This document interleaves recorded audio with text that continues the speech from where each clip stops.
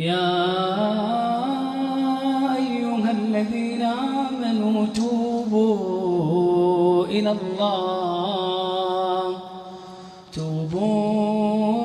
الله توبة نصوحا.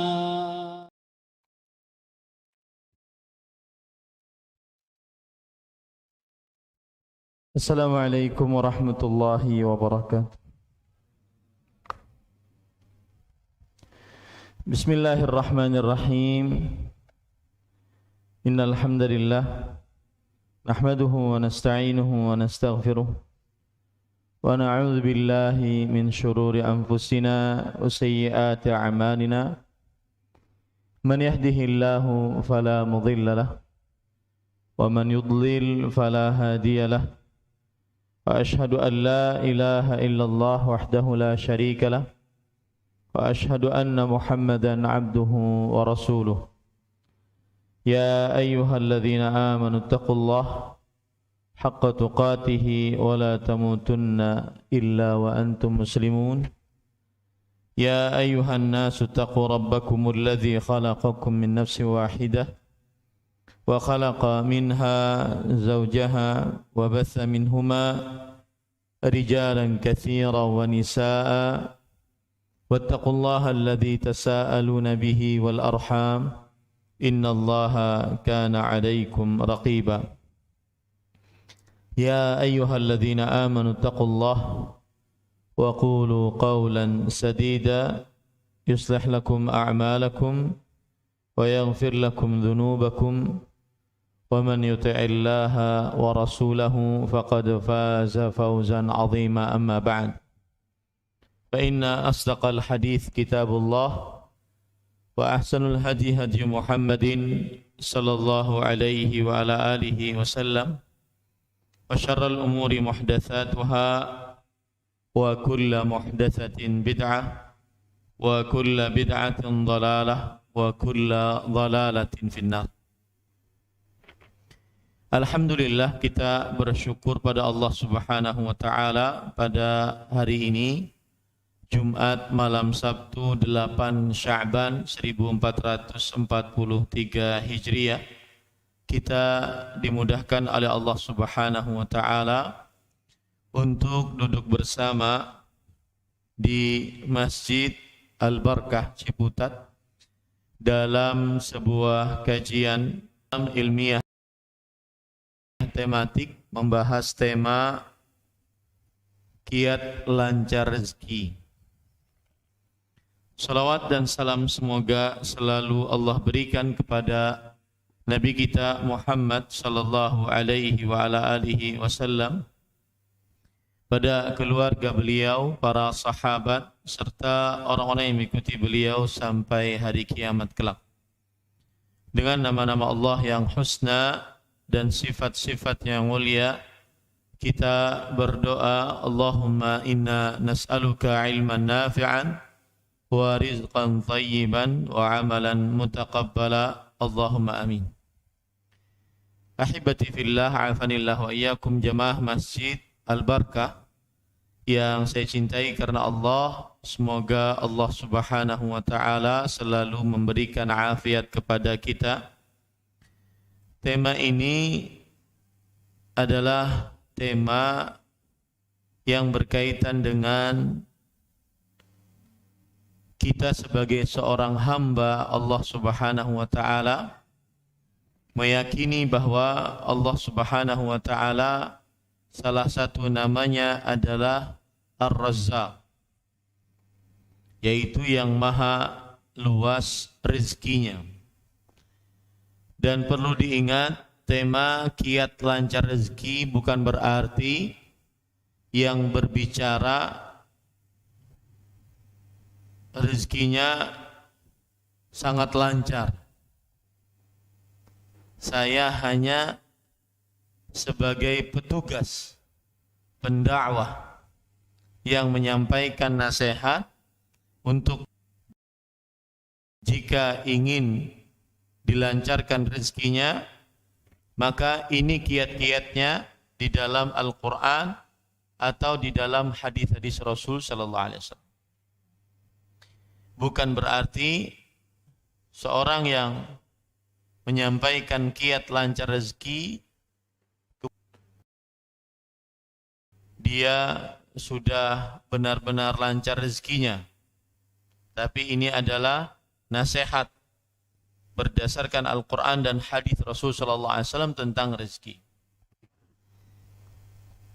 Baik, kemudian tema ini saya ambilkan dari sebuah kitab berjudul Mafatihur Rizq fi Dhaw'il Kitabi was Sunnah. Kunci-kunci rezeki berdasarkan ajaran Al-Quran dan Sunnah Rasul sallallahu alaihi wasallam, yang ditulis oleh Fadilatul Syekh Profesor Dr. Fadl Ilahi hafizahullahu ta'ala. Ahbati fillah, afanillahu iyyakum. Para ikhwan yang dirahmati oleh Allah Subhanahu wa taala, kita langsung masuk kepada kiat-kiat agar dilancarkan rezeki, dan tema ini patut untuk dibahas saat mungkin 2 tahun belakang kita diuji oleh Allah dengan pandemi COVID-19. Sekarang mulai merangkak lagi, orang-orang mulai untuk bekerja, orang-orang mulai mencari rezeki lagi. Maka kiat-kiat ini sangat penting.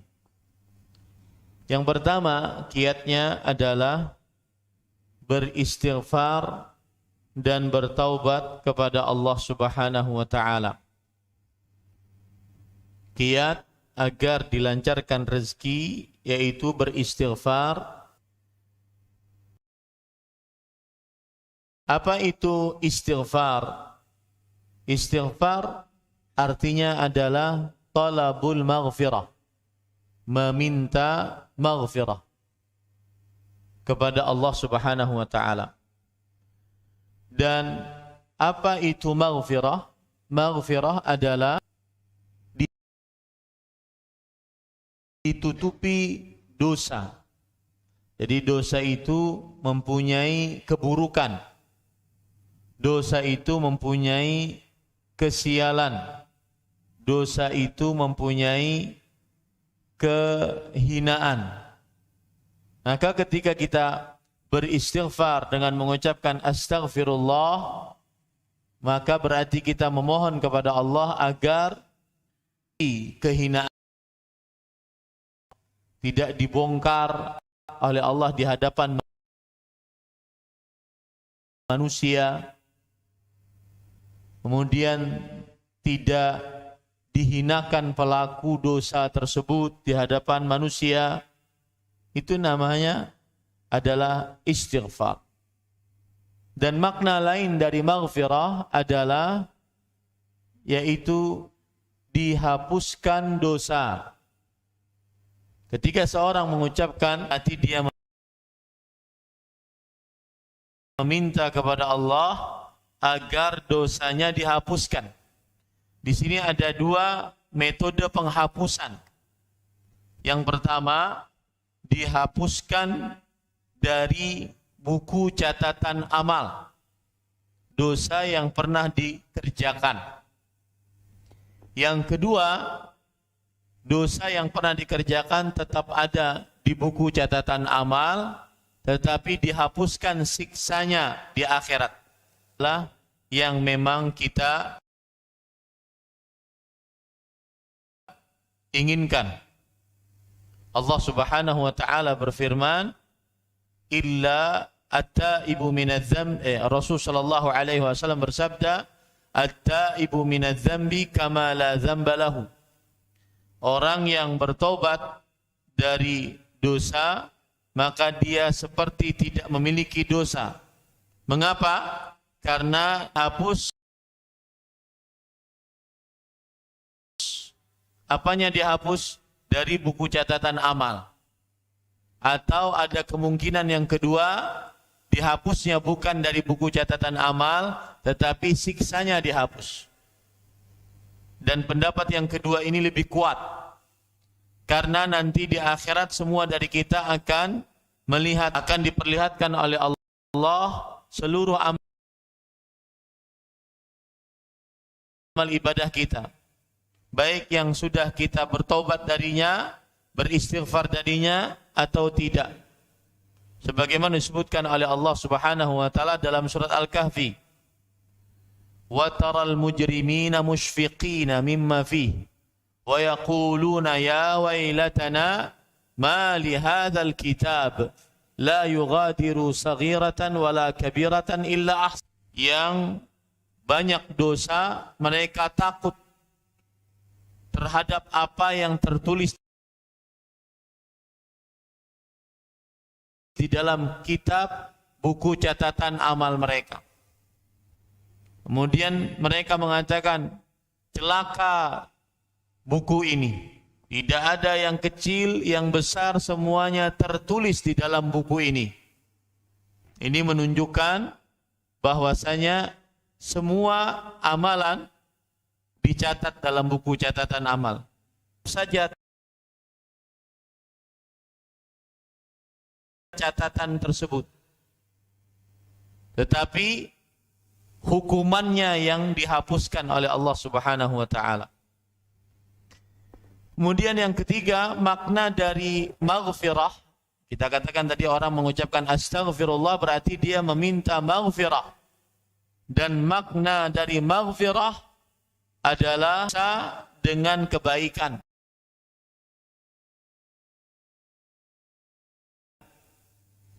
Sebagaimana disebutkan oleh Allah Subhanahu wa taala dalam surah Al-Furqan, illa man taba wa amana wa amila amalan salihan fa ulaika yubaddilullahu sayyi'atihim hasanat wa kana Allahu ghafurur rahima. Kecuali orang bertaubat, beriman, beramal saleh, maka merekalah orang-orang yang digantikan dosanya dengan pahala. Siapa yang beristighfar, maka sebanyak dosa yang dia miliki diganti pula dengan pahala sebesar itu. Siapa yang beristighfar? Inilah Allah meminta maghfirah, yaitu yang pertama meminta ditutup keburukan dari dosa. Yang kedua meminta dihapuskan dosa tersebut. Dan kita katakan dihapuskan ada dua. Yang pertama apa? Dihapuskan dari buku catatan amal. Yang kedua dihapuskan dari siksa di akhirat. Tercatat masih, tetapi siksanya yang dihapuskan. Yang ketiga adalah meminta diganti dosa dengan pahala. Itulah istighfar. Ya. Dan ucapan istighfar banyak di dalam ayat Al-Qur'an atau hadis-hadis Rasul sallallahu alaihi wasallam. Yang sangat terkenal astaghfirullah. Dan di sana ada lagi astaghfirullah wa atubu ilaih. Sana ada lagi astaghfirullahal azim. Banyak ucapan istighfar. Di sana ada lagi sayyidul istighfar. Pemimpinnya bacaan istighfar, yaitu Allahumma anta rabbi la ilaha illa anta khalaqtani wa ana ala ahdika wa wa'dika mastata'tu abu'u laka bi ni'matika alayya abu'u bi dhanbi faghfirli fa innahu la yaghfiru dzunuba illa anta. Ini sayyidul istighfar, mati sebelum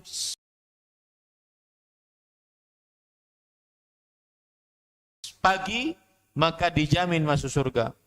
Dan yang mengucapkannya siang hari tidaklah dia mati sebelum malam, dijamin masuk surganya Allah oleh Allah Subhanahu wa taala. Jadi intinya ucapan istighfar sangat banyak. Dan kita sebutkan tadi, kiat yang pertama lancar rezeki adalah beristighfar dan bertaubat. Apa bedanya istighfar dengan taubat? Istighfar bagian dari taubat. Istighfar bagian dari taubat. Dan taubat maknanya adalah ar-ruju'. Orang yang bertaubat itu berarti orang yang kembali kepada jalan Allah Subhanahu wa taala. Dan bertaubat lebih luas dibandingkan beristighfar. Istighfar bagian dari taubat. Taubat tidak akan sempurna kecuali dengan beberapa syarat. Yang pertama dan paling utama harus ikhlas, murni hanya karena Allah. Taubatnya hanya ingin dapat pahala dari Allah, bukan ingin dapat dunia. Ini yang sering terjadi. Ada orang dengar ceramah saya tentang meninggalkan sesuatu yang haram. Akhirnya dia berhenti bekerja pada instansi yang haram. Sebulan, 2 bulan mungkin masih semangat. Setelah 6 bulan, 1 tahun belum dapat juga pekerjaan. Akhirnya saya yang disalahkan. Ustadz, mana janji Ustadz? Katanya orang yang meninggalkan yang haram akan diganti oleh Allah dengan yang lebih baik. Sekarang saya luntang-luntung, tidak dapat pekerjaan. Kemudian persediaan semakin menipis dan seterusnya. Maka saya tanya waktu itu. Kata saya, apa tujuanmu bertaubat? Meninggalkan yang haram agar mendapatkan yang lebih baik. Nah, ini keliru. Ya, meninggalkan yang haram tujuannya adalah ikhlas hanya karena Allah. Hanya ingin pahala dari Allah. Karena takut siksa Allah, maka dia tinggalkan yang haram tersebut. Nilai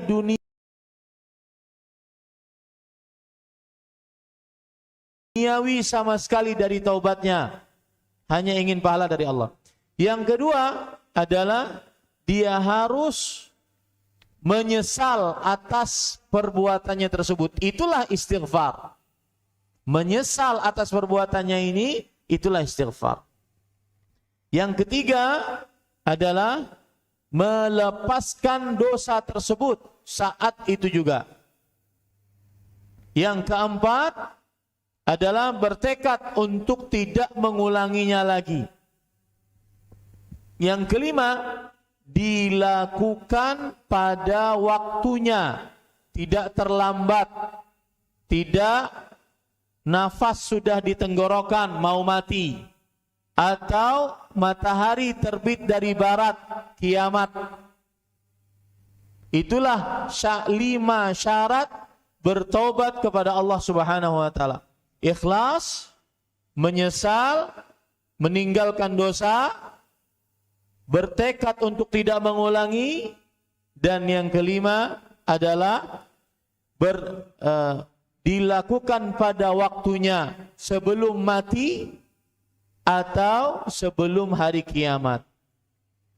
Nah, dalil yang menunjukkan bahwa istighfar dan taubat adalah kiat pelancar rezeki, yaitu surat Nuh ayat 10 sampai 12.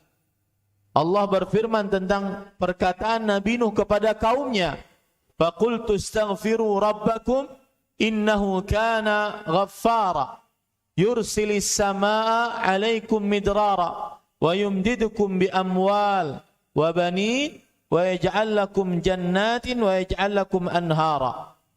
Aku berkata kepada kalian, beristighfarlah kalian kepada Tuhan kalian. Sesungguhnya Allah Maha Pengampun. Allah menurunkan hujan dari langit kepada kalian yang lebat akibat istighfar, dan membantu kalian dengan harta, anak, dan menjadikan bagi kalian kebun-kebun, menjadikan bagi kalian sungai-sungai yang mengalir. Di dalam ayat ini beristighfar banyak faedahnya. Yang pertama, menurunkan hujan. menambah harta, mengadakan anak, menyuburkan tanaman, dan melancarkan perairan. Ini keutamaan beristighfar, dan ini adalah dalil bahwa kiat pelancar rezeki yaitu istighfar. Kemudian ahibati fillah afanillah wa iyyakum, Imam Al-Qurtubi ketika menafsiri ayat ini, Imam Al-Qurtubi ulama Islam abad ke-7 Hijriah yang mempunyai kitab Al-Jami' li Ahkamil Quran, tafsir Al-Qurtubi. Beliau mengatakan fi hadhil ayati wallati fi Hud dalilun ala anna al-istighfara yustanzalu bihi rizq wal amtar. Di dalam ayat ini, surat Nuh ayat 10 sampai 12, dan juga di dalam surat Hud, yaitu wa ya qaumi istaghfiru rabbakum, yang berbunyi wahai kaumku, beristighfarlah kalian kepada Tuhan kalian. Ini adalah dalil bahwa istighfar diminta dengannya rezeki dan hujan. Istighfar diminta dengannya rezeki dan hujan. Kemudian para ikhwan yang dirahmati oleh Allah Subhanahu wa taala,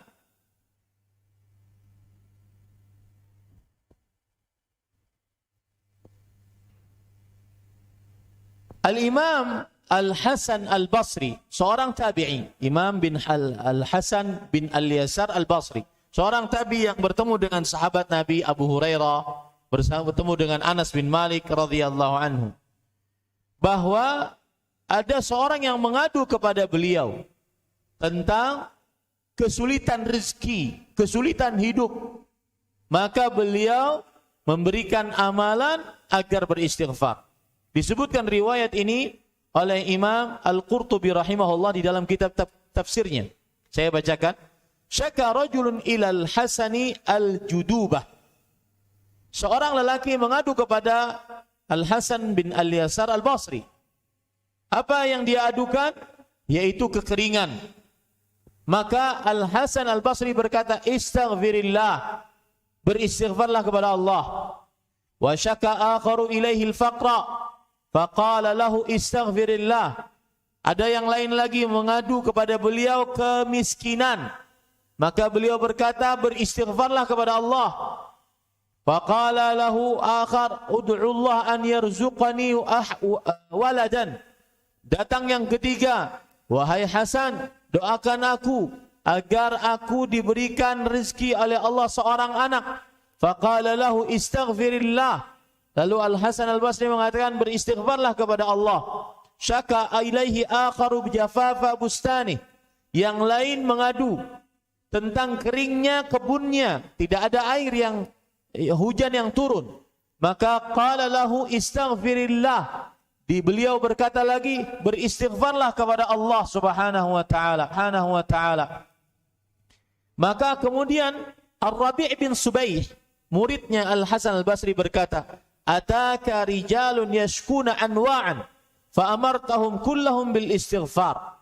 Wahai guruku Hasan Al-Basri rahimahullah, orang-orang datang kepadamu dengan mengadukan segala macam permasalahannya, dan kamu hanya memberikan satu amalan. Apa itu? Beristighfar kepada Allah. Apa jawab sang guru Al-Hasan bin Al-Yasar Al-Basri? Fa ma qultu min indi syai'an. Yang aku ucapkan itu bukan dariku, bukan dari kantongku. Innallaha ta'ala yaqul fi surati Nuh. Allah yang berfirman di dalam surat Nuh ayat 10 sampai 12. Ya, ini para ikhwan yang dirahmati oleh Allah Subhanahu wa taala. Kemudian para ikhwan yang dirahmati oleh Allah Subhanahu wa taala, dalil yang lain yang menunjukkan bahwasanya istighfar adalah kiat pelancar rezeki, dan ini harus diamalkan ya. Sudah tahu ilmunya, harus diamalkan. Ya, harus diamalkan. Dan jangan mengamalkan hanya karena ingin nyoba. Harus mengamalkannya dengan yakin. Bahkan saya sering mengatakan, tadi saya di masjid Al-Amin, Sanggerahan. Saya katakan sebab itu ada dua. Sebab syar'i, sebab qadari. Saya beri contoh dalam masalah rezeki. Sebab syar'i kita sudah belajar sekarang, yaitu memperbanyak istighfar, sebab syar'i untuk memperlancar rezeki. Sebab qadari yaitu ada modal. Kalau buka warung makan harus bersih, makanannya harus enak, pencahayaan bagus. Itu sebab qadari. Sebab qadari. Itu sebab yang kita berkuasa padanya, terbukti bahwasanya itu adalah melancarkan rezeki. Dan sebab syar'i lebih utama dibandingkan sebab qadari. Sebab syar'i lebih utama dibandingkan sebab syar'i, sebab qadari. Oleh karena itu diamalkan ini. Ya. Di antaranya juga hadis, yaitu ayat Al-Qur'an surat Hud ayat 3. Wa anistaghfiru rabbakum thumma tubu ilaih yumatti'kum mata'an hasana. Yang artinya, dan beristighfarlah kalian kepada Tuhan kalian, kemudian bertobatlah kepadanya, maka Allah memberikan kepada kalian mata'an hasana. Kata Abdullah bin Abbas, ahli tafsir di generasi sahabat, yatafaddalu alaikum birrizqi wassa'ah. Yang namanya Allah memberikan kepada kalian mata'an hasana, kalau kita terjemahkan dalam bahasa Indonesia, yaitu perbendaharaan yang baik. Maksudnya adalah Allah memberikan kepada kalian rezeki dan kelapangan urusan. Syaratnya apa? Istighfar. Kiatnya apa? Istighfar dan bertobat kepada Allah Subhanahu wa taala. Imam Al-Qurtubi di dalam ayat ini mengatakan, hadhihi thamaratul istighfar wa taubah. Inilah buah manis istighfar dan bertobat kepada Allah.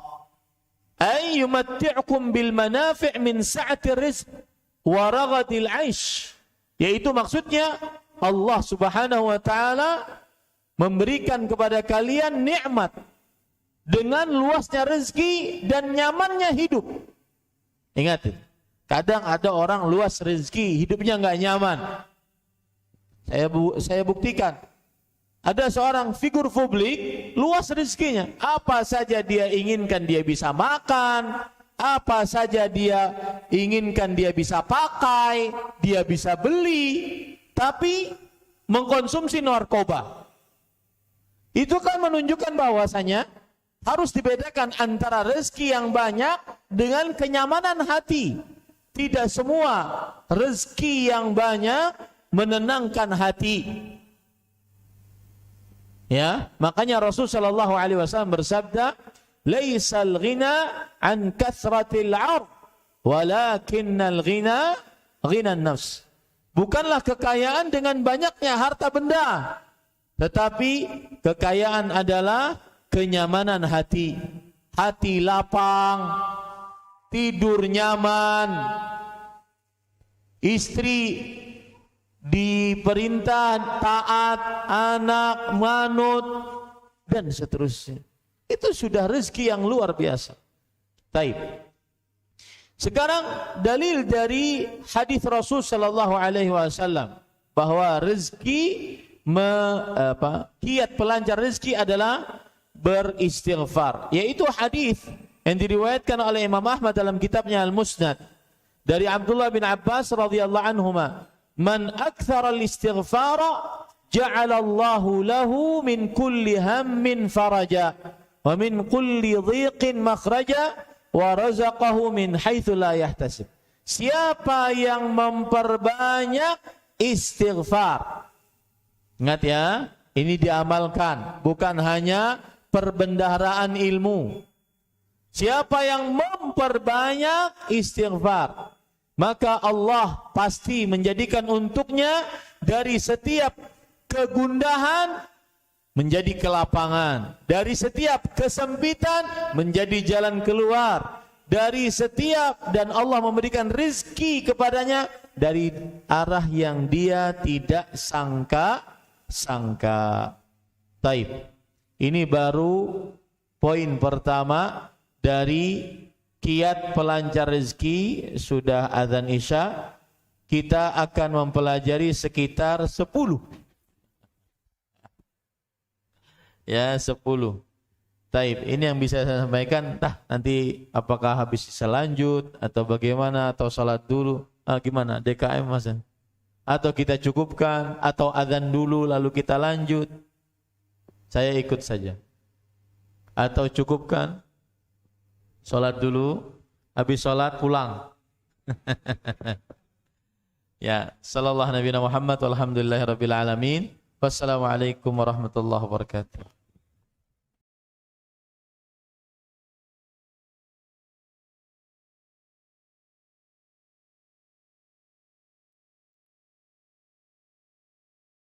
Bismillahirrahmanirrahim. Alhamdulillahirabbil alamin wa sallallahu wasallam wa baraka ala abdihi wa rasulih nabiyina Muhammad wa ala alihi wa ashabihi ajma'in. Amma ba'd.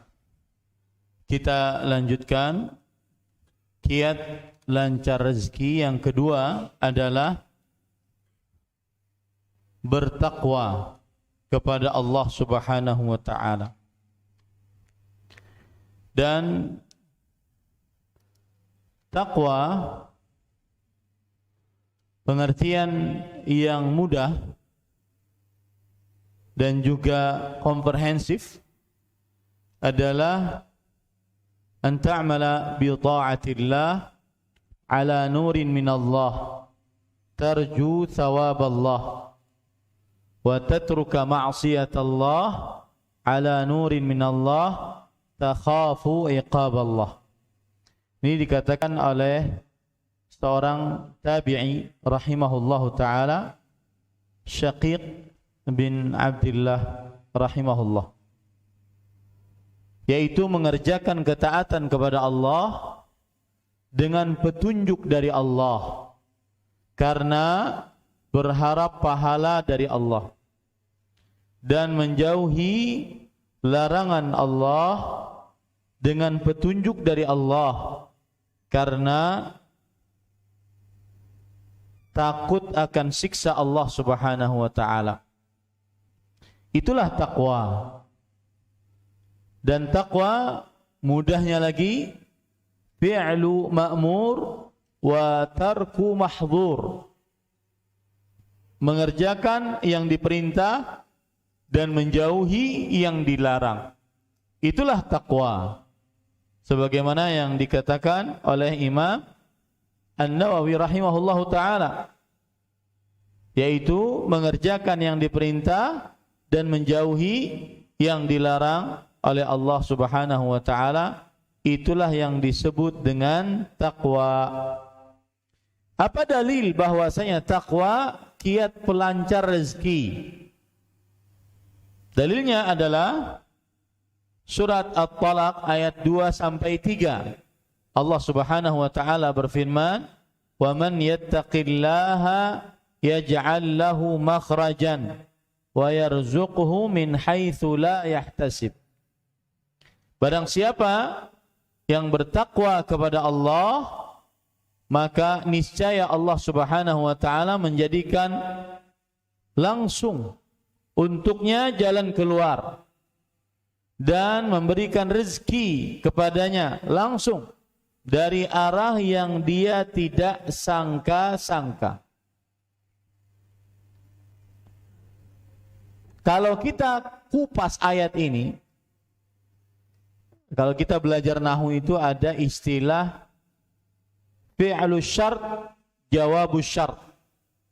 Saya beri contoh, man jadda wajad.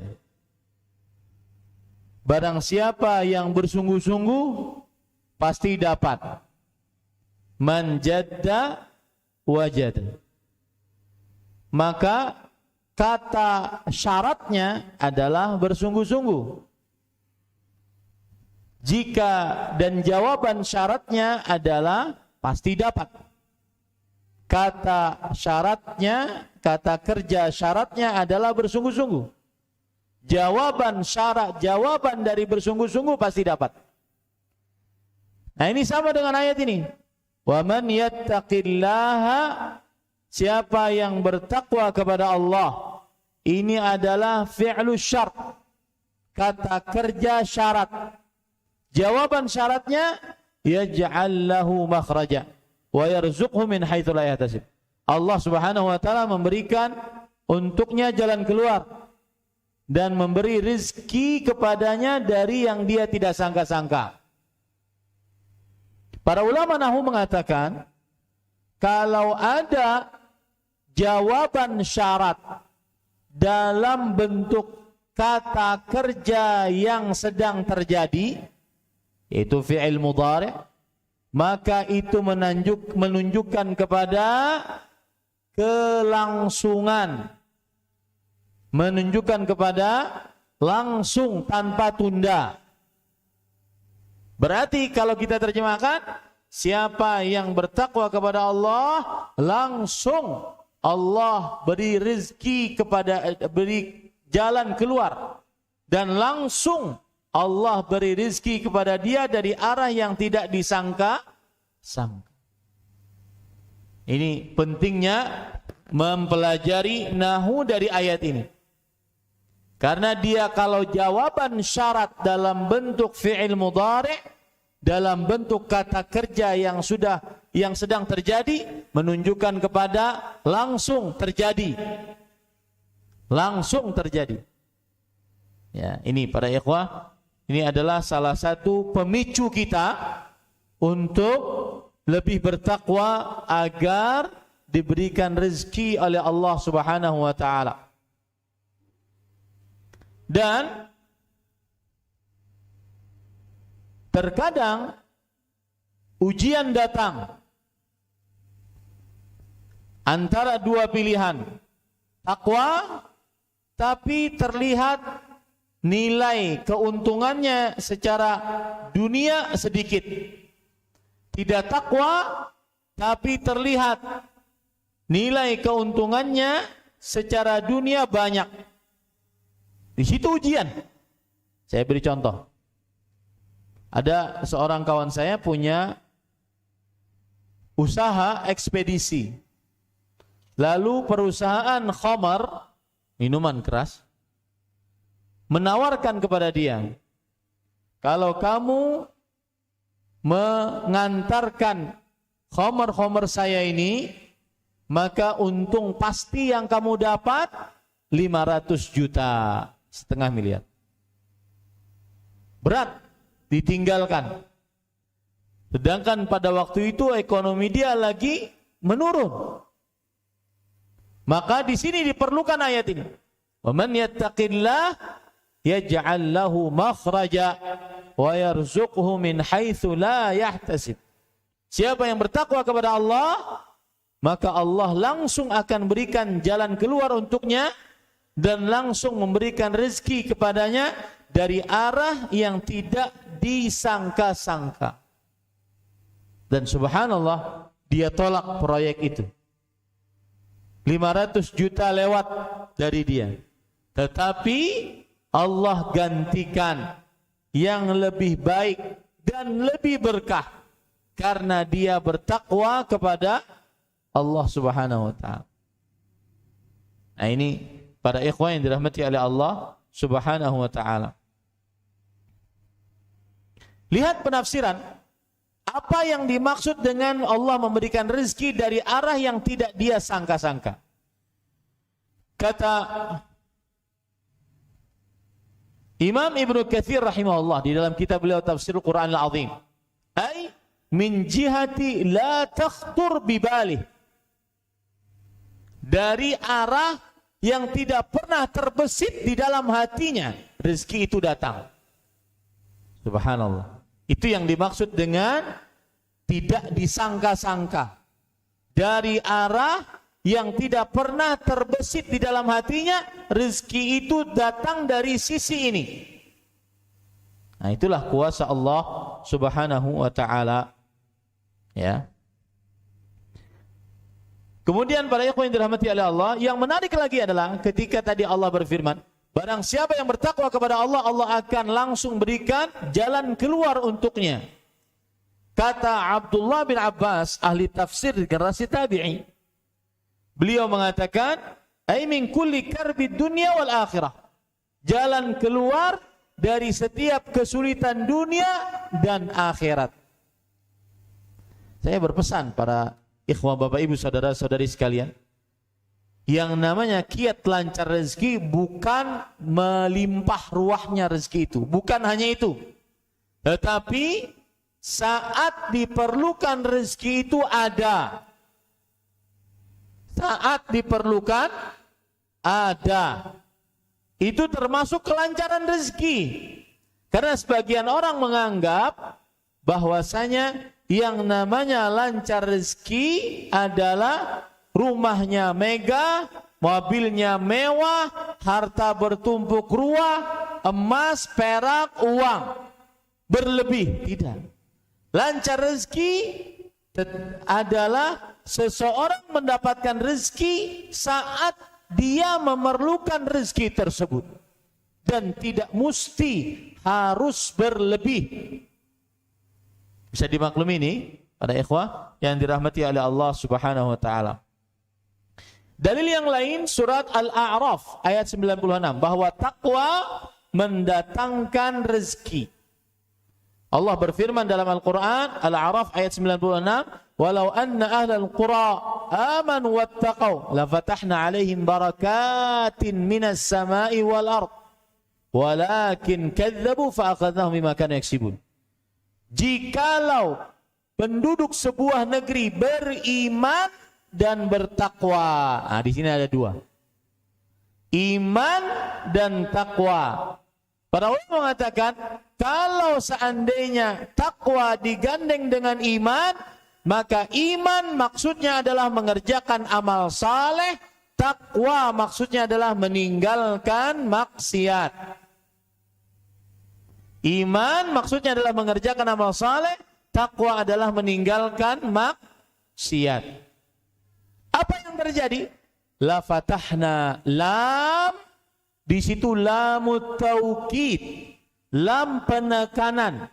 Kalau kita terjemahkan dalam bahasa Indonesia, jikalau penduduk sebuah negeri beriman dan bertakwa, sungguh kami akan bukakan untuk mereka berkah-berkah dari langit dan bumi. Sungguh, ada kata-kata sungguh sebagai bentuk penekanan dari Allah Subhanahu wa taala.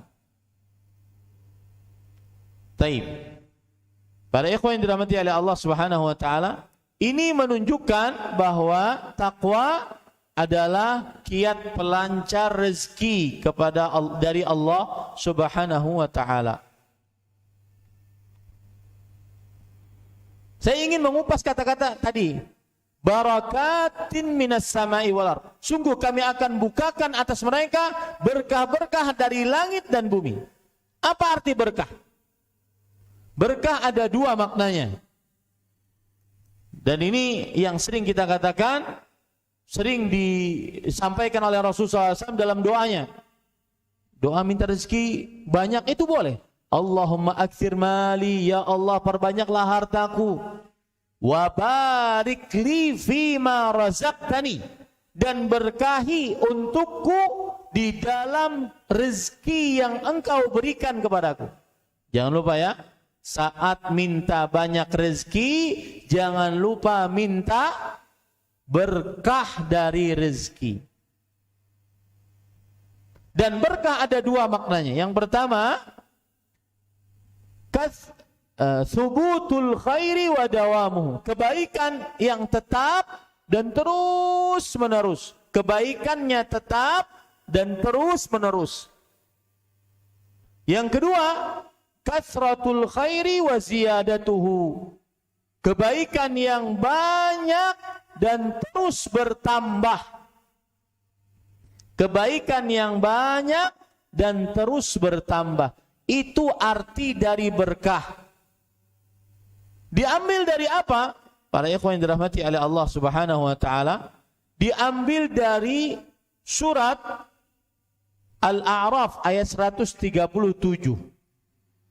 Allah berfirman, wa awrasnal qaumal ladzina kanu yustad'afuna masyariqal ardi wa magharibaha allati barakna fiha. Dan kami wariskan surga kepada orang-orang yang lemah di bumi yang timur dan di bumi yang barat yang kami telah berkahi di dalamnya.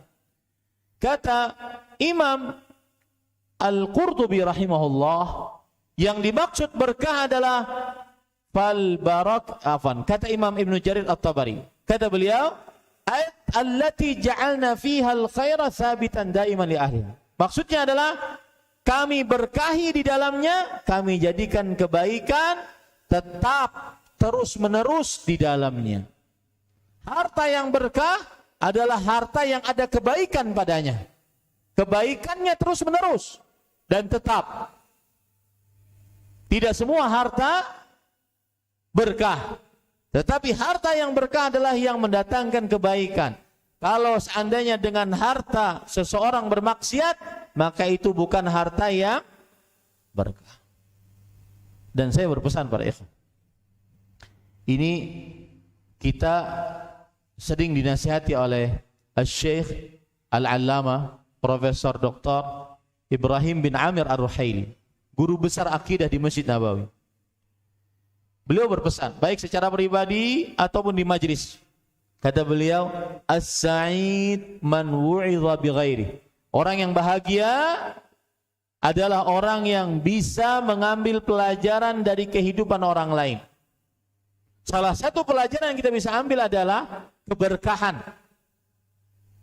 Perhatikan saja, yang mencari rezeki dengan cara yang haram, bekerja di instansi-instansi haram, tapi tetap bekerja di situ, maka yang bisa mengambil pelajaran darinya pasti akan tahu. Anaknya, istrinya tidak akan pernah becus. Itu janji Allah. Yamhaqullahu riba wa yurbis sadaqat. Allah menghancurkan riba dan menambah harta sedekah. Menghancurkan bukan hanya hartanya, tetapi juga istrinya, anak-anaknya yang diberi makan dengan harta yang haram. Dan ini banyak bukti. Dulu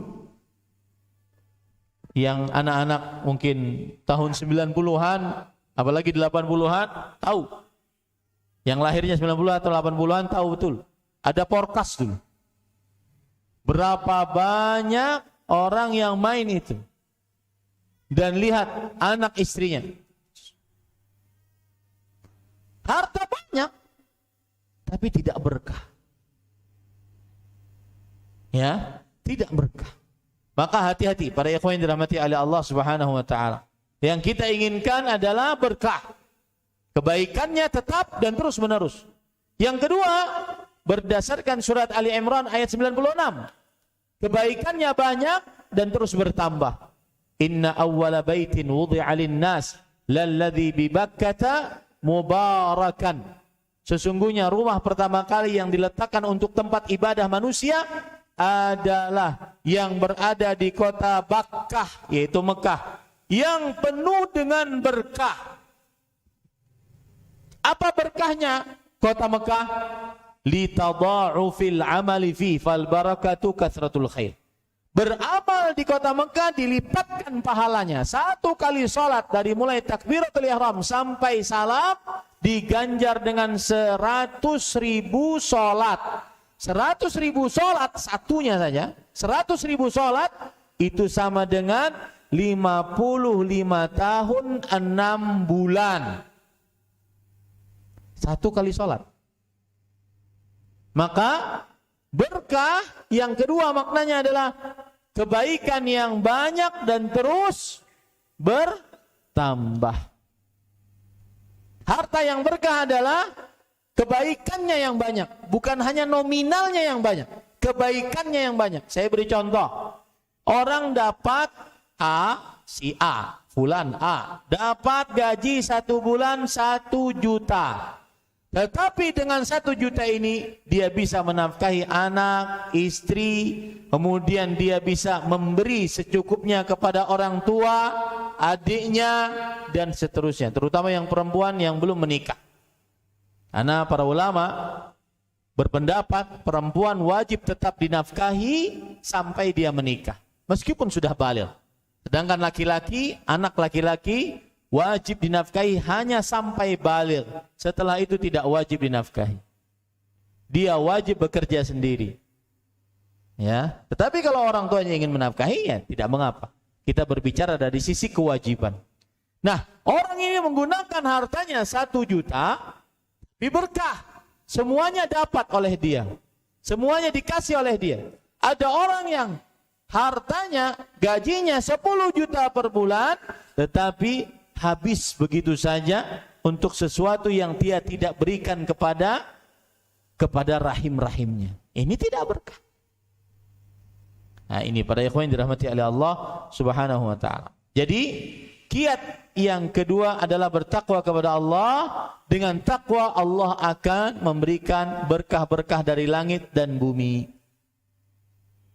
Nah, kemudian para ikhwah yang dirahmati oleh Allah Subhanahu wa taala, termasuk kiat yang ketiga adalah bertawakal kepada Allah.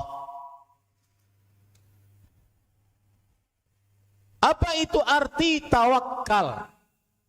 Disebutkan oleh para ulama rahimahumullahu taala, di antaranya Imam Al-Qayyim, sidqu i'timadil qalbi 'ala Allah fi jalbil manafi' wa daf'il madar ma'a fi'lil asbab. Yang artinya benarnya atau bersandarnya hati dengan benar kepada Allah Subhanahu wa taala. Bersandarnya hati dengan sebenar-benarnya kepada Allah Subhanahu wa taala untuk berharap kebaikan dan ditahan dari keburukan dengan mengerjakan sebab. Saya ulangi, tawakal adalah bersandar hati kepada Allah dengan sebenar-benarnya agar mendapat kebaikan dan dijauhkan dari keburukan.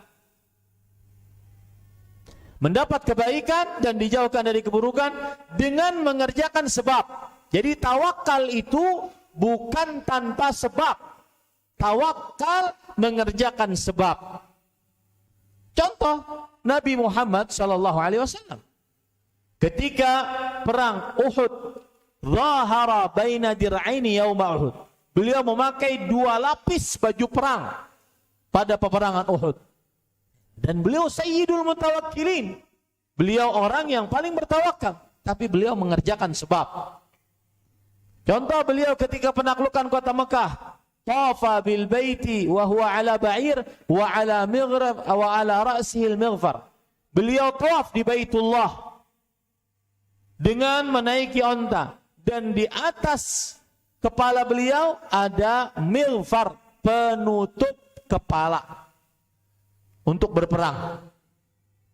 Sebagai bentuk tawakal kepada Allah Subhanahu wa taala. Maka tawakal adalah bersandarnya hati kepada Allah dengan sebenar-benarnya untuk mendapatkan kebaikan atau tertahan mudarat dengan mengerjakan sebab. Orang sakit boleh enggak dengan asumsi tawakal dia tidak berobat? Siapa yang bisa jawab? Supaya saya bisa minum. Dengan asumsi tawakal, tawakal aja deh, gak usah deh, berobat. Boleh nggak?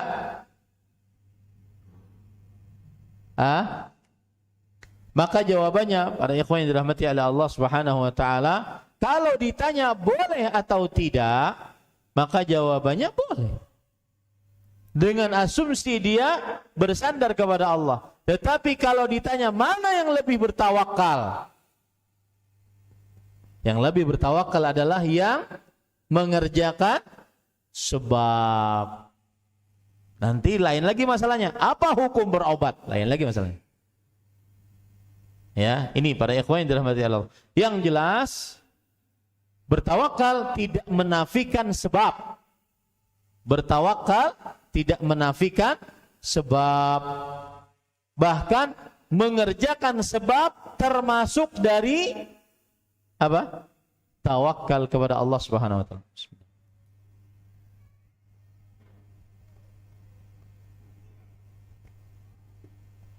Baik. Dalilnya hadis yang diriwayatkan oleh Imam Ahmad dalam kitabnya Al-Musnad, Imam Tirmidzi, Imam Ibnu Majah dari sahabat Nabi Umar bin Khattab radhiyallahu anhu.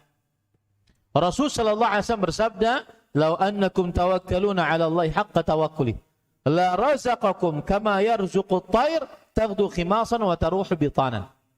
Nah, artinya, jikalau kalian bertawakal kepada Allah dengan sebenar-benar tawakal, niscaya Allah akan, nah lihat kata niscaya, la razaqakum, lam di situ namanya lamut taukid kalau kita belajar nahwu, yang artinya lam penekanan, sungguh kalian pasti diberikan rezeki. Ya, nah ini bedanya. Tadi kita belajar kata syarat, kata kerja syarat dengan jawaban syarat. Paham tadi ya? Belajar ya? Kalau jawaban syaratnya adalah kata present, fi'il mudhari', kata yang sedang terjadi, maka artinya apa? Langsung. Siapa yang bertakwa kepada Allah, langsung Allah kasih jalan keluar. Langsung Allah beri rezeki dari arah yang tidak sangka-sangka. Kalau jawaban syaratnya fi'il mudhari', kata kerja yang sedang terjadi. Kalau jawaban syaratnya fi'il madhi, kata past tense yang sudah terjadi. Apa maksudnya? Menunjukkan kepada pasti. Kalau tadi langsung, ini apa? Pasti. Seperti ayat ini, seperti hadis ini. Jikalau kalian bertawakal kepada Allah dengan sebenar-benar tawakal, la razaqakum, la razaqa. Itu fi'il madhi, kata kerja yang telah lampau. Kalau kita terjemahkan, jika kalian bertawakal kepada Allah dengan sebenar-benar tawakal, maka pasti Allah memberikan rezeki kepada kalian. Itu pentingnya belajar bahasa Arab, Pak. Ya, la razaqakum, pasti Allah memberikan rezeki kepada kalian. Sebagaimana, lalu Rasulullah SAW mencontohkan agar mudah masuk dalam otak kita. Sebagaimana burung, Allah memberikan rezeki kepada burung. Pergi di pagi hari dalam keadaan perut kosong dan pulang di sore hari dalam keadaan perut terisi. Pak, mohon maaf, kalau seandainya ada orang putus asa dengan rezeki yang dia dapati, dengan keadaan hidup yang dia dapati, maka kalah dong dengan burung. Coba kita perbandingkan manusia dengan burung. Burung punya paruh, punya tangan atau kakinya itu. Berarti terbatas dibandingkan manusia. Manusia punya kedua tangan, punya kedua kaki. Satu. Yang kedua, burung makanannya terbatas, biji-bijian, ulat-ulatan. Manusia makanannya semua dimakan. Makhluk karnivora itu makhluk pemakan daging. Herbivora makhluk pemakan tumbuhan. Omnivora makhluk pemakan semuanya. Manusia masuk tiga-tiganya ini. Semuanya dimakan. Bahkan ada makhluk yang baru. Makhluk pemakan api. Mohon maaf ya yang masih ngerokok. Ya. Makhluk pemakan api. Semuanya dimakan. Sampai api dimakan. Lalu setelah itu berputus asa. Dibandingkan burung yang makanannya terbatas, biji-bijian dan ulat-ulatan saja. Di sebuah daerah sapi kurus karena makanannya dimakan oleh manusia. Makanan sapi dedek, tahu dedek Pak? Ya, dedak. Itu dimakan juga oleh manusia. Subhanallah. Setelah itu berputus asa. Belum lagi, burung ketika keluar di pagi hari, dia tidak terdaftar sebagai ASN di kantor ini. sebagai pegawai di kantor ini, sebagai punya rumah makan, bla bla bla. Gak ada. Keluar aja dia. Setelah itu masih putus asa. Ya. Maka para ikhwan yang dirahmati Allah, tidak ada kamusnya seorang muslim hidup putus asa. Tidak ada. Tidak ada kamus hidup seorang muslim putus asa. La tai'asu fa innahu la ya'asu min rauhillahi illal qaumul kafirun. Kata Nabi Yakub kepada anaknya, disuruh mencari Yusuf dan Binyamin, cari kalian Yusuf dan Binyamin. Jangan kalian berputus asa. Tidak ada yang berputus asa dari rahmat Allah kecuali orang-orang kafir. Tidak ada putus asa. Makanya tidak mengenal dalam agama Islam bunuh diri karena putus asa. Ya. Apalagi karena cuma diputuskan pacar. La haula wala quwwata illa billah. Nah itu adalah perbandingan antara manusia dengan burung. Semestinya seorang manusia lebih bertawakal kepada burung dibandingkan dia berputus asa kepada dari takdir-takdir Allah Subhanahu wa taala. Dalilnya yang lain adalah surah At-Talaq ayat 3. Wa man yatawakkal 'ala Allah fa huwa hasbuh. Innallaha balighu amrih. Siapa yang bersandar hati kepada Allah, maka ia adalah pencukupnya. Ini ayat agung para ikhwah. Dan ayat ini mujarab sekali. Saya beberapa kali terapi orang yang dalam keadaan sekarat karena COVID-19. Saya sebutkan ayat ini. Saya bilang kepada bapak dan ibu tersebut yang kena, dalami ayat ini, resapkan di dalam hati. Siapa yang bersandar kepada Allah, maka Allah pencukupnya. Mulai dia melepaskan semua yang dia anggap sebagai penolongnya. Ada perkataan menarik Bapak, Ibu, saudara-saudari yang dimuliakan oleh Allah. Saya sering ungkapkan perkataan ini kalau sedang membahas masalah tawakal. Dan perkataan ini sering terjadi pada sebagian orang. Dan kejadian ini sebenarnya ya itu yang sering hilang dari diri kita. Apa perkataannya? Perhatikan. Dikatakan oleh Al-Hafidh Ibn Rajab Al-Hambali. Beliau mengatakan ulama Islam abad ke-7 Hijriah. Beliau mengatakan, Innal karba, sesungguhnya kesulitan, idza ishtadda, jika semakin sulit, wa tanaha, semakin memuncak, wa ta'azam, semakin membesar kesulitannya. Semakin hari semakin sulit, semakin membesar, semakin memuncak. Fahasala lil 'abdi al-iyas an kashfihi min jihatil makhluqin. Mulai saat itu seorang hamba berputus asa minta bantuan dari makhluk. Maka dia mengatakan, ya sudahlah, terserah Allah aja deh, mau diapakan. Itu yang sebenarnya sering harus kita cari dalam diri kita. Sudah deh, terserah Allah deh, capek saya, minta bantuan sana, minta bantuan sini, kanan, depan, belakang, nggak dapat. Kolega, orang tua, kakak, adik, nggak dapat. Sudah deh, terserah Allah mau diapakan.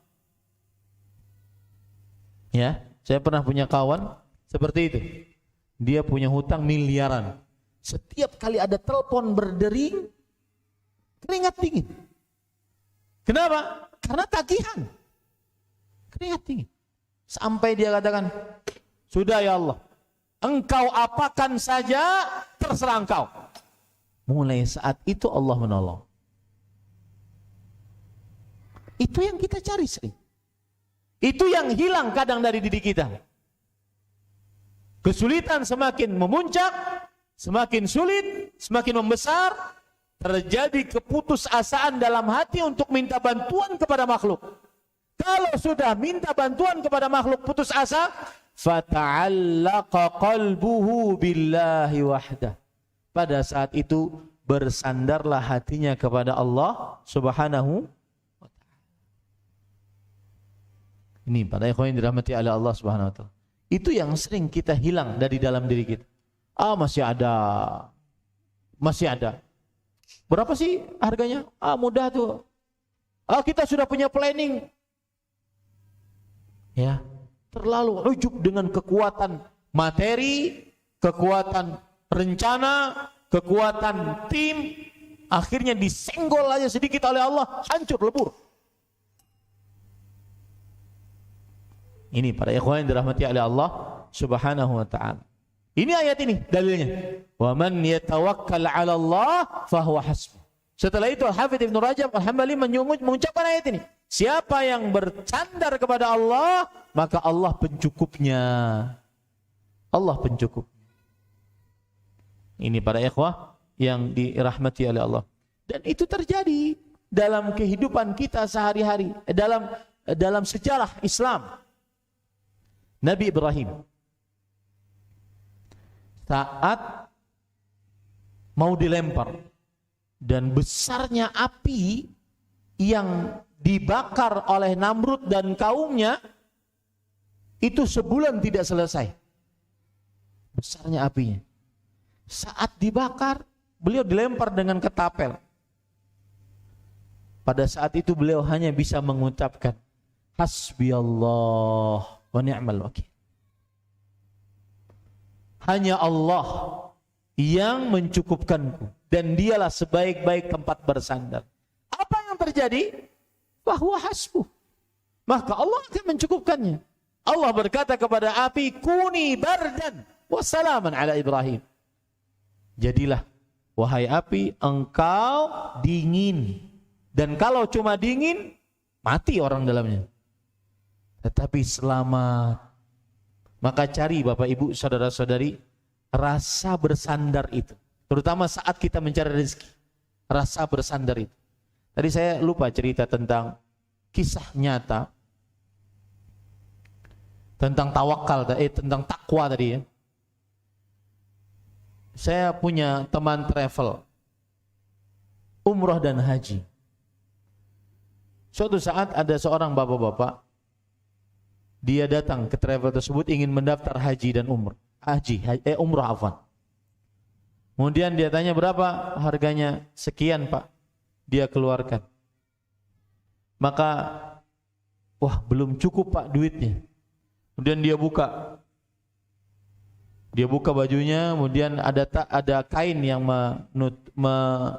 melingkar pada perutnya. Dia buka. Kumpulan-kumpulan emas-emas kecil yang dibeli. Mungkin ada untung dari dagangannya, kemudian dia beli. Kemudian dia kasih. Lihat, takwa. Kemudian dia kasih. Dia mengatakan kepada petugas travel tersebut, Mas, ini harta dunia saya yang paling terakhir. Mudah-mudahan cukup. Saya bertekad sebelum saya dicabut nyawanya oleh Allah, takwa, lihat takwa. Sebelum saya cabut nyawanya oleh Allah, saya ingin menginjakkan kaki di tanah suci. Dihitung, nggak cukup. Petugas ini ke dalam menemuin teman saya, bos travelnya, pemilik travelnya. Bos, ini ada orang tua nggak cukup duitnya. Habis itu kata teman saya ini, sudahlah terima aja. Semoga Allah memudahkan urusan kita. Otomatis apa? Beliau pergi hanya dengan modal bawa pakaian dari rumah. Nggak ada sama sekali uang, nggak ada sama sekali beli apa-apa nanti di sana, tidak ada. Hanya sekedar ingin beribadah di sana. Bapak tahu apa yang terjadi? Man yattaqillah yaj'al lahu makhraja wa yarzuqhu min haitsu la yahtasib. Siapa yang bertakwa kepada Allah, Allah akan jadi langsung berikan kepadanya jalan keluar dan memberi kepadanya rezeki yang dia tidak pernah terbesit dalam hatinya. Orang ini pulang, Pak. Wallahi teman saya cerita, Ustaz, demi Allah, orang ini pulang, dia yang paling banyak hadiahnya daripada jamaah yang lain. Kenapa? Allah tidak ingin hambanya sengsara di dunia akibat dirinya. Akibat mengutamakan hak Allah, akibat ingin bertakwa kepada Allah. Allah pasti kasih dia jalan keluar.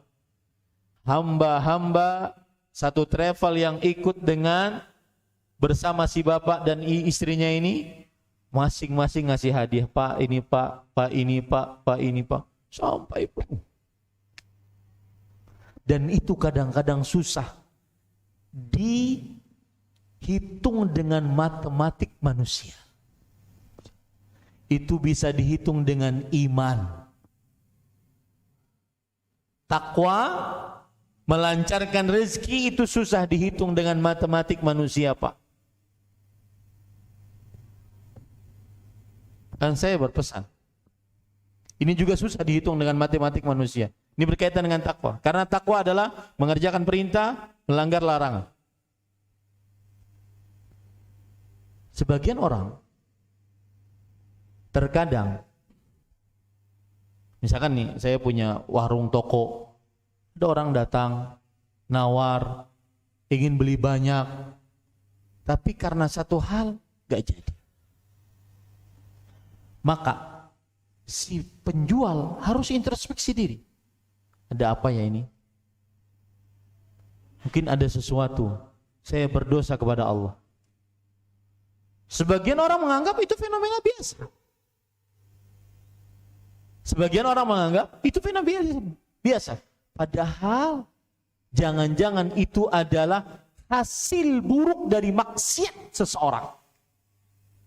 Saya beri contoh gampangannya begini. Samping saya mushaf. Habis subuh, sholat berjamaah, kemudian pulang ke rumah. Kemudian duduk, samping saya mushaf. Ini mushaf nggak dibuka. Nggak ada kerjaan. Mushaf nggak dibuka. Jangan mengira itu hanya sekedar malas. Tetapi itu adalah hasil maksiat yang membuat seseorang akhirnya malas. Malas mengerjakan ibadah yang mudah. Tidak ada usaha banyak untuk dia mengerjakannya. Tapi dia tidak bisa mengerjakannya. Saya beri contoh tadi. Salat ba'diyah isya. Mungkin ada, mohon maaf ya, jamaah yang tidak ba'diyah isya. Jangan dianggap, cuma salat sunnah doang. Mungkin itu akibat maksiat seorang akhirnya malas dalam beribadah yang mudah dia kerjakan. Dia sehat, tinggal angkat takbir, kemudian selesaikan 2 rakaat, tidak sampai 5 menit, selesai. Ada konsep dalam maksiat namanya syu'mul ma'siyah, yaitu hasil dari kemaksiatan. Sial maksiat. Nah, ini hati-hati Bapak Ibu saudara-saudari yang dimuliakan oleh Allah. Taib. Yang keempat. Nah, ini bermanfaat untuk Ramadan yang akan dihadapi ya. Tapi mungkin berat bagi sebagian pedagang. Apa itu? Meluangkan waktu untuk beribadah. Terutama 10 malam terakhir.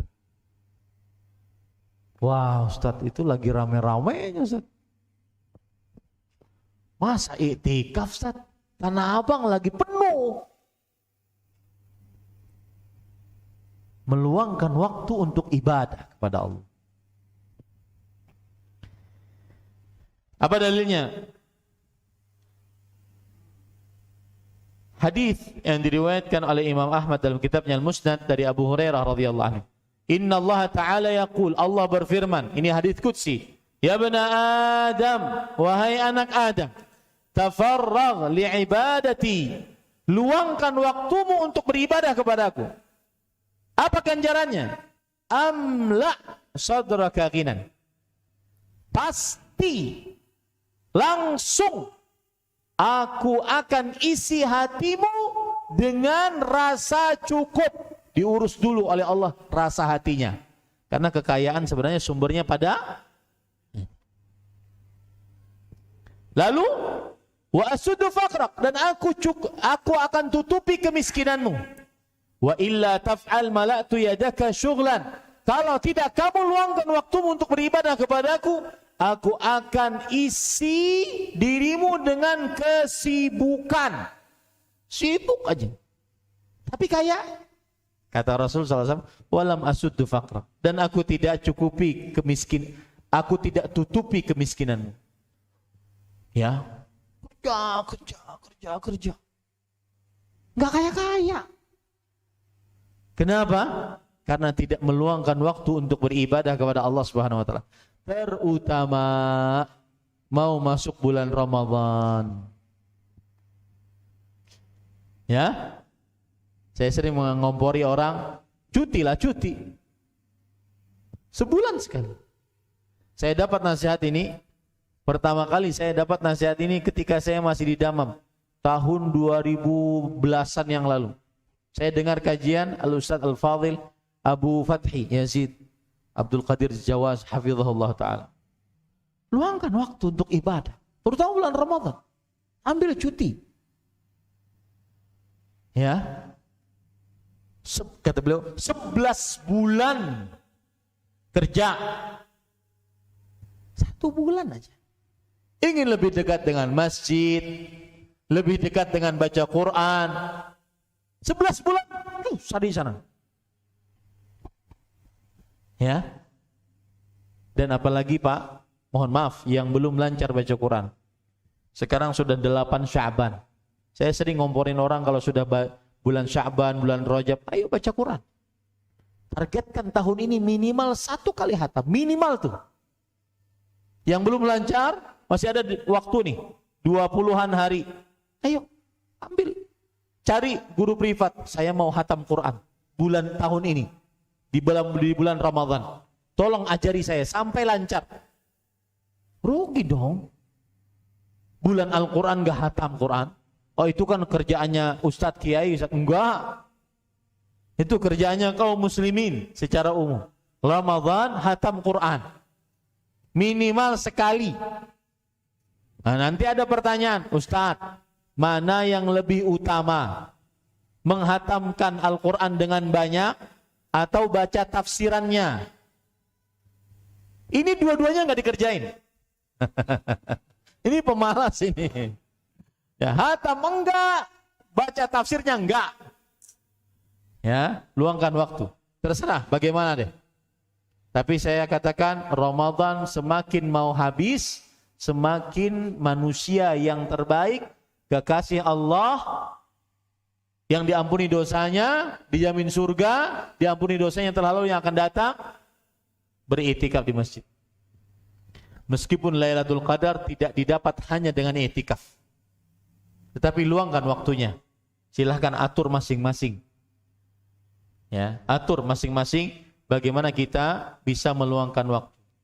Kemudian para ikhwan yang dirahmati oleh Allah Subhanahu wa taala, yang kelima. Dan ini sangat banyak di zaman sekarang yang tidak melakukan, yaitu menyambung hubungan rahim. Bapak Ibu, kenalkan anak-anak kecil-kecil kita ini dengan rahimnya. Ya, saya pribadi sampai saat ini, ketika mama sudah meninggal, rahimahullah, salah satu yang saya sedih, saya belum kenal dekat dengan rahim-rahim dari mama-mama saya. Saya cuma mengenal bibi, saudari-saudari dari mama. Setelah itu keponakan-keponakan, sepupu-sepupu belum kenal. Maka kenalkan. Itu ibadah. Itu kewajiban orang tua terhadap anaknya. Kenalkan rahim-rahim dari anak kita. Agar mereka bisa menyambung hubungan rahim. Terutama ini, di zaman sekarang, zaman yang kita dihadapkan dengan framing di media, yang ditonton oleh anak-anak kita, anak 20-an, anak belasan punya mobil mewah. Ya, kemudian uang dibuang-buang. Itu yang ditonton oleh anak-anak kita. Bahkan saya punya santri di Kalimantan. Sebagian ditanya, mau jadi apa? YouTuber. Ya, wawancara tuh YouTuber. Karena di framing, dia kan nonton. Di rumah nonton. Itu yang ada dalam benak anak-anak kita sekarang. Duit. Gak ada orientasi akhirat. Sukses itu adalah yang berduit. Maka para ikhwah yang dirahmati oleh Allah Subhanahu wa taala, kembali ke dalam silaturahim, hubungan rahim. Hubungkan rahim kita. Yang saya beri contoh rahim kita ya. Ini saya, di atas saya ada bapak, ibu, kemudian kakek, nenek, terus ke atas. Di bawah saya ada anak-anak saya, ada cucu saya nanti, ada cicit. Di samping saya ada saudara, saudari, kakak, adik, kemudian ada keponakan, kemudian ke samping ada paman, bibi, saudara bapak, ada paman, bibi, saudara ibu, ada sepupu-sepupu, itu rahim semua. Kenalkan itu baik-baik. Hubungi mereka dengan baik, karena itu adalah pelancar rezeki. Dan bukan hanya sekedar, terutama di zaman sekarang, yang sangat mudah seorang berhubungan. Grup WhatsApp. Ya, sangat mudah berhubungan di zaman sekarang. Dan itu semakin membuat kita sulit kelak di akhirat perhitungannya di sisi Allah Subhanahu wa taala. Karena mudah. Fasilitas ada, kenapa enggak dikerjakan? Menyambung hubungan rahim. Dan menyambung hubungan rahim harus spesial, bukan hanya sekedar sisa. Sebagian orang nelpon kakaknya, "Kak, nanti ke rumah ya Kak, ambil kulkas. Saya ada hadiah buat kakak." Sang kakak, karena mungkin taraf ekonominya lebih rendah daripada adanya, "Oh iya deh, alhamdulillah nih mau jualan es sekalian. Ya ambil aja Kak, tapi sebelum dipakai, bawa ke bengkel dulu Kak, kayaknya rusak itu." Ya, bekas, rusak lagi. Dengan rahim begitu. Dengan teman yang gak ada rahimnya. Luar biasa. Ini salah. 180 derajat salah. Rahim harus dekat. Anda punya uang, sedekahkan ke rahim Anda. Kalau semua orang begitu, maka tidak ada yang miskin. Tidak ada yang terlantar. Dalilnya adalah Rasul sallallahu alaihi wasallam bersabda dalam hadis yang diriwayatkan oleh Imam Bukhari, "Man sarrahu an yubsata lahu fi rizqi wa yunsa'alahu fi athari falyasil rahimah."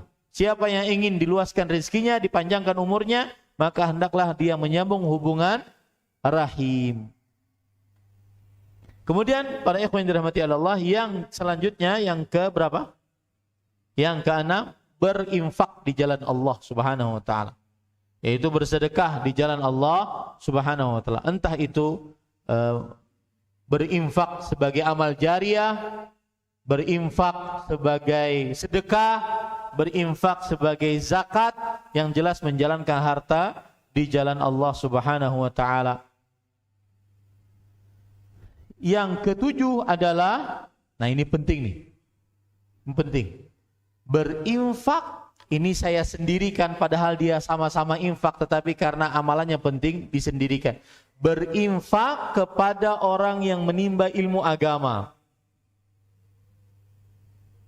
Berinfak kepada orang yang menimba ilmu agama. Ada dua orang, saudara kandung. Yang satu bekerja, yang satu duduk di majelis Rasulullah SAW. Yang bekerja mengeluh kepada Rasulullah SAW, "Wahai Rasulullah, saudaraku itu cuma duduk di majelis, engkau tidak bekerja." Maka kata Rasulullah SAW, "La'allaka turzaqu bih." Semoga engkau diberikan rezeki melalui semangat adikmu menuntut ilmu.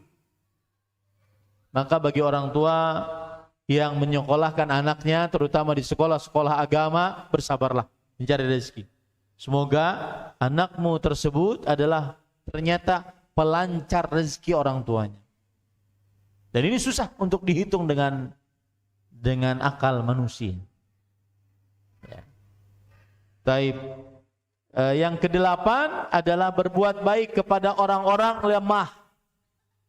Berbuat baik kepada orang-orang lemah. yang ke-9 berhijrah di jalan Allah Subhanahu wa taala, dan yang ke-10 terakhir adalah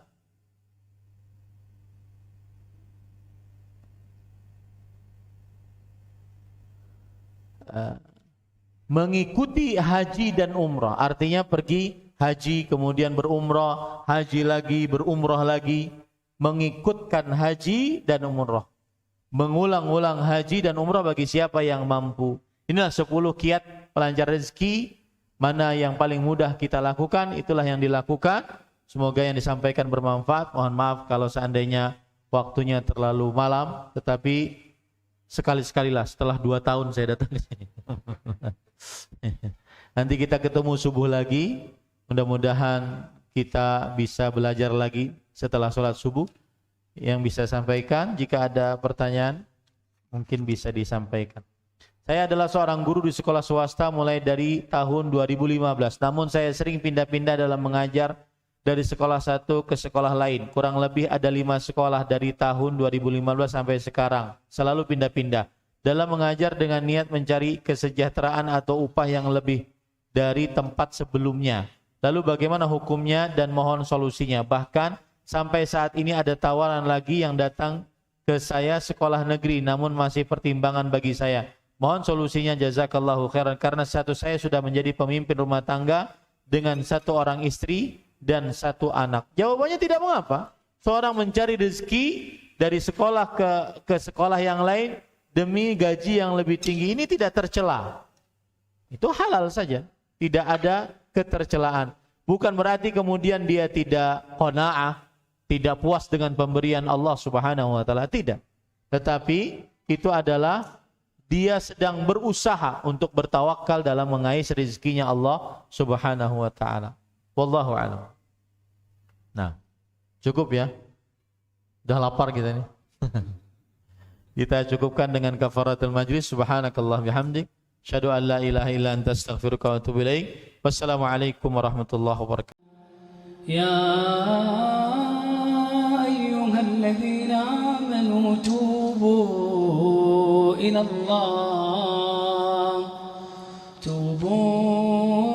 الله توبة نصوحا.